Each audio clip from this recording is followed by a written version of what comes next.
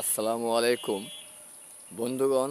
আজকে আপনাদেরকে আমি নিয়ে যাব করতোয়া নদীর কিনারে, যেই নদীটি দিনাজপুর জেলার নবাবগঞ্জ থানায় দাউদপুরের প্রতি প্রবাহিত হয়ে গিয়েছিল। একসময় এই নদী দিয়ে শত শত নৌকা যাতায়াত করত এবং শুধু পানি আর পানি ছাড়া অন্য কোথাও কিছু দেখা যেত না। আজকে সেই প্রমত্তা বহতা করতোয়া নদীর যে দুর্দশা আপনারা দেখতে পাচ্ছেন, এটি সেই মূল করতোয়া নদী, যেখানে সুজলা সুফলা শস্য শ্যামলা খেতে ফসলে ভরে গিয়েছে, যার বুক চিরে আজকে সব ধরনের আর ফসল ফলানো ফলছে।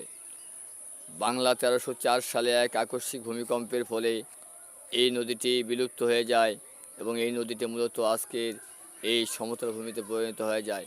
অথচ বাংলা 1304 সালের পূর্বে এই নদীটি অথয় জলে নিমজ্জিত ছিল, যার মধ্যে শুধুই থই থই পানি আর পানি ছিল, যার বুক দিয়ে শত শত নৌকা চলাচল করত। মানুষ এই নৌকা যোগে বিভিন্ন জায়গা থেকে এই এলাকায় আসতো, এই নদীপথে চলাচল করতো। অথচ আজকে সেই নদীতে বিন্দুমাত্র পানি নেই, শুধু ফসল আর ফসল।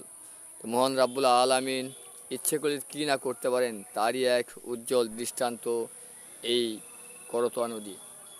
যে নদীটি আজ থেকে শত বৎসর পূর্বেও চলমান অবস্থায় ছিল, তার যে পানির গর্জন ছিল, আজকে সেখানে পানি তো দূরের কথা, পানির কোনো চিহ্ন মাত্রও নেই। সেখানে ফলছে ধান, পাট, ভুট্টা সহ বিভিন্ন ফসল, যা এলাকার কৃষকেরা আবাদ করছেন। এবং আজকের প্রজন্ম হয়তো জানে না যেটা একদিন নদী ছিল, এটা একজন বহমান নদী, বহতা নদী ছিল, বা একটি করতোয়া নদী শাখা ছিল। আজকের প্রজন্ম সত্যি এটা জানে না। তো এই প্রজন্মের এই ইতিহাস জানার প্রয়োজন।